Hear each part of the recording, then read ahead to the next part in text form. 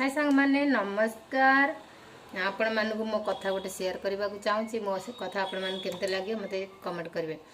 मु आज mobile switch off कर देती। कल मो मोबाइल चार्ज नाला स्विच ऑफ करके मुझे शोई पड़ी। मो स्वामी ड्यूटी पलि गले खाया देदेली से पलि गले ड्यूटी की मु कौन कर 11टा पर्यटन शोई पड़ी। माने सी गले 6टा 6:30 बेले ड्यूटी की मुझे शोई पड़ी 11टा बजे। मो दीदी कौन कर फोन कर लास्ट स्विच ऑफ अच्छे मो स्वामी पाक कल कर आम झुओ कौन मोबाइल स्विच ऑफ अच्छी कौन से फोन करनी आसी एतला तार कौन है मो स्वामी कहते दीदी देहटा बहुत खराब अच्छी देह हाथ बॉडी पेन हो सी शोचती ये आहरी डरी जा जल्दी तुम रूम पाखे क्या पाक फोन करके कह आम झुओ मो पाक कल कर मुझे मोबाइल स्विच खोली देदी डाक कह कौन मोबाइल स्विच ऑफ था मुझे कहली चार्ज नाला हो आस आसे गरम गरम परोटा करची गरम गरम पिठा करची आउ जल्दी आसे खाई दे बुआ जल्दी आसे 5 मिनट भीतर आसे मुझे भारी डरे मो दीदी के कहली गरम गरम